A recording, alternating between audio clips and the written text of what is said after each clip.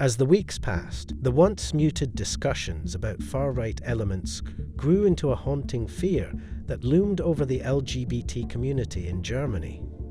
Throughout bars and meeting spots across the country, an ominous sense of impending danger took hold. It wasn't too long ago that homosexuality had been illegal in 20th century Germany, but amidst that adversity, a vibrant gay culture had thrived. However, the situation took a dark turn when the fringe Socialist Workers' Party's angry rhetoric escalated into national policy. In 1933, Adolf Hitler assumed the role of Chancellor, swiftly implementing a deeply phobic agenda that targeted various marginalized groups. But it was only a year later, following the horrific Night of the Long Knives, that the true extent of the Nazi police state's cruelty was unleashed upon Germany's homosexual population. What began as persecution soon escalated into brutal arrests, physical abuse, and even forced castration as the Nazis intensified their ruthless campaign against gay men. The ultimate fate for many of them was the unimaginable horror of concentration camps. Welcome to Time Capsule, where today we dare to delve into the unspeakable suffering endured by gay men in Nazi Germany, the start of it all. In 1933, as the Nazis solidified their grip on Germany, they confronted a nation that held a history they wished to erase. This very land, where they sought to establish their oppressive regime, had once been the birthplace of the first homosexual movement. Back in the late 19th century, Germany fostered a unique environment with liberal censorship laws and a thriving community of writers who courageously criticized the criminalization of homosexuality. Remarkably, by 1919, the movement had even managed to publish and distribute literature tailored exclusively for LGBTQ readers. However, alongside this progress, a dark shadow loomed. In 1871, the German Criminal Code introduced paragraph 175, which outlawed homosexual acts between men, casting a pall over the progress made by the early homosexual movement. Tragically, the momentum of this movement was severely curtailed by the Great Depression of 1929, and the fervent efforts to repeal paragraph 175 were thwarted. When the Nazis assumed control of the country, they saw in paragraph 175 a means to advance their hateful ideology. In 1935, they decisively revised the law, transforming it into a potent weapon to persecute homosexual men across Germany. What ensued? As the weeks passed, the once muted discussions about far-right elements grew into a haunting fear that loomed over the LGBT community in Germany. The beginning of the purge. To the Nazis, homosexuality was perceived as a deviant behavior, an aberration that posed a threat to their vision of a pure and homogeneous society. In their twisted ideology, even those who harbored thoughts of homosexual love were considered enemies of their cause. Prior to their rise to power in the 1930s, Nazi politicians had already linked homosexuality to their long-standing hatred and false claims of an alleged Jewish conspiracy against the German people. Once in control, the Nazis swiftly unleashed a relentless crackdown on any semblance of homosexuality throughout Germany and the territories they occupied. Vibrant gay bars and clubs in major cities like Berlin, Hanover, and Cologne were forcibly shut down, becoming scenes of police raids and intimidation. No member of the LGBTQ community was spared from the ruthless persecution, from outspoken activists to those resorting to survival through prostitution. During the early years of the regime, homosexuals living in smaller cities like Hamburg might have managed to maintain a semblance of a normal life, at least on the surface. At that time, the systematic persecution of homosexuals had not yet fully taken root, and some still held on to the hope that the Nazi reign would be short-lived. As long as they kept a low profile, they believed they might evade harm. Rome after Rome, the Night of the Long Knives stands as a notorious chapter in the ascent of the Nazi regime, with its echoes of violent upheaval seen in history's many revolutions. The drive for power was urgent and ruthless, leading to the elimination of anyone perceived as an obstacle.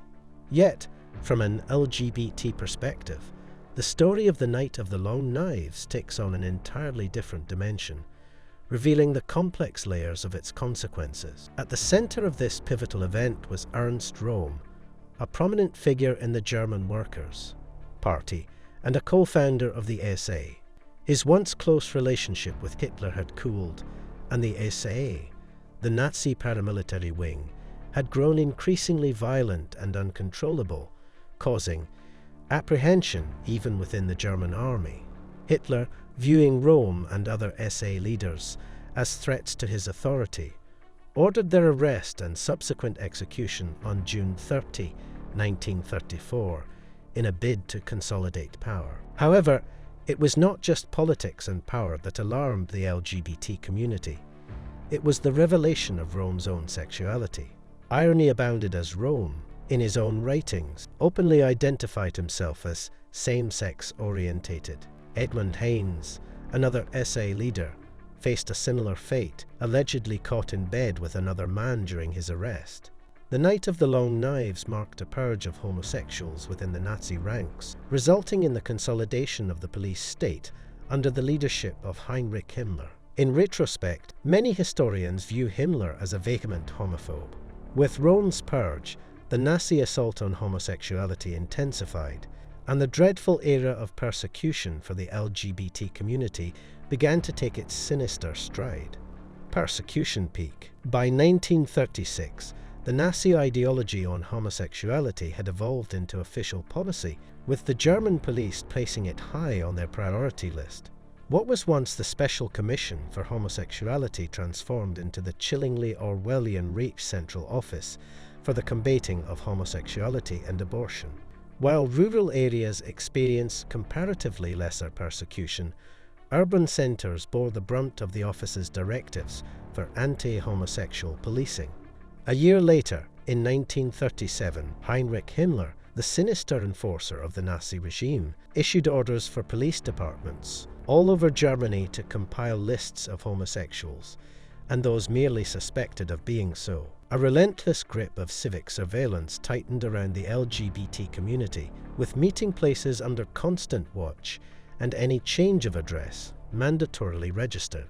The systematic persecution extended to the courts and the police, although they lacked the additional resources and personnel to handle the surge of cases. Prosecutions were based on premises of private conduct, rendering them nearly impossible to prove in court. Some police resorted to dragging entire classes of male youths into court and subjecting them to probing interrogations, leading to entirely illegal prosecutions.